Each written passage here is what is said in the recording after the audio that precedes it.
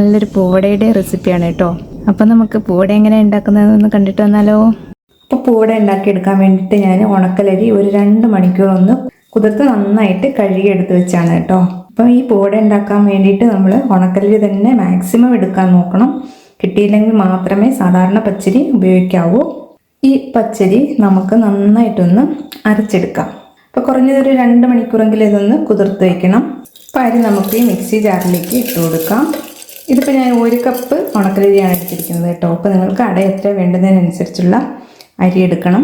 അപ്പോൾ ആദ്യം ഒന്ന് പൊടിച്ചെടുത്തതിന് ശേഷം വെള്ളം ഒഴിച്ച് അരച്ചാൽ മതി. നന്നായിട്ട് അരയണം.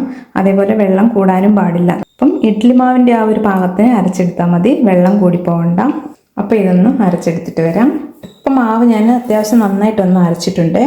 ഇതിലേക്ക് നമുക്ക് 1 ടീസ്പൂൺ പഞ്ചസാര ചേർത്ത് കൊടുക്കാം. അപ്പം പൂവടയ്ക്ക് നമ്മൾ സാധാരണ ഉപ്പ് ചേർക്കാറില്ല, അതുകൊണ്ട് 1 ടീസ്പൂൺ പഞ്ചസാരയാണ് അതിന് പകരമായിട്ട് നമ്മൾ ചേർത്ത് കൊടുക്കുന്നത്. അതേപോലെ തന്നെ 1 ടീസ്പൂണോളം നെയ്യ്. അപ്പം അരിയുടെ ക്വാണ്ടിറ്റിക്ക് അനുസരിച്ച് പഞ്ചസാരയും നെയ്യുടെ അളവും കൂടാം.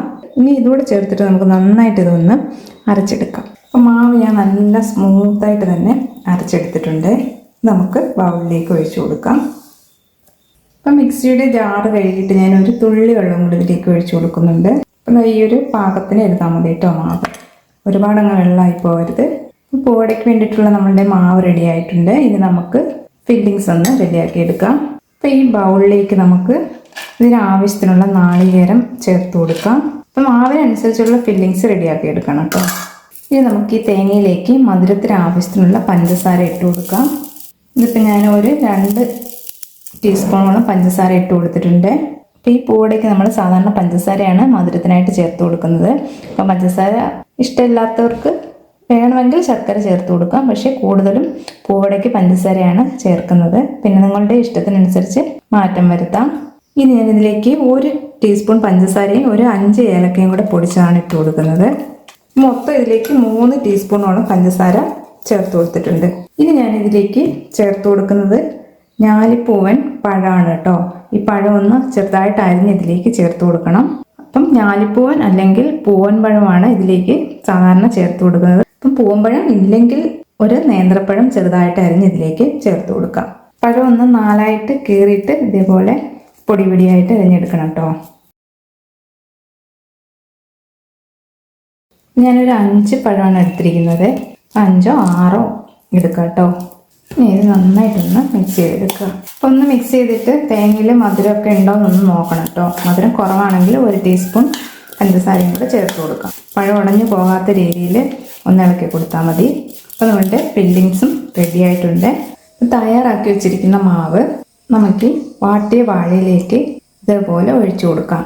എന്നിട്ട് ഈ സ്പൂൺ കൊണ്ട് തന്നെ ഒന്ന് നിരത്തി കൊടുക്കുക. കനം കുറച്ച് തന്നെ പരത്തിയെടുക്കണം കേട്ടോ. അപ്പോൾ വാഴയില നല്ലപോലെ വാട്ടിയെടുക്കണം, കാരണം ഇത് ലൂസായിട്ടുള്ള മാവാണ്.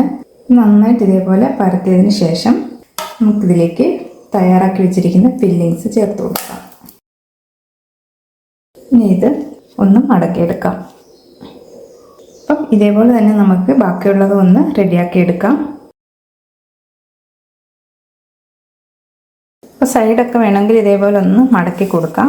അപ്പോൾ ഈ പരത്തിയ അടയെല്ലാം നമുക്ക് ആവിയിലൊന്ന് വേവിച്ചെടുക്കാം. ഞാൻ ഇഡ്ഡലി പാത്രത്തിൽ വെള്ളം വെച്ചിട്ടുണ്ടായിരുന്നു കേട്ടോ. അപ്പോൾ വെള്ളമൊക്കെ ഒന്ന് തിളച്ച് വന്നിട്ടുണ്ട്. നമുക്കിത് ഇഡ്ഡലി പാത്രത്തിലേക്ക് വെച്ച് കൊടുക്കാം. അപ്പോൾ അടയെല്ലാം ഞാൻ ഇഡ്ഡലി ചെമ്പിലേക്ക് വെച്ച് കൊടുത്തിട്ടുണ്ട് കേട്ടോ. ഇനി ഇത് നന്നായിട്ടൊന്ന് വെന്ത് വരട്ടെ. ഒന്ന് അടച്ച് വെച്ച് കൊടുക്കാം. അപ്പോൾ നമ്മളുടെ അടയൊക്കെ വെന്തിട്ടുണ്ടോ എന്ന് നമുക്കൊന്ന് തുറന്ന് നോക്കാം. അപ്പോൾ ഇത് നന്നായിട്ട് വെന്തിട്ടുണ്ട്.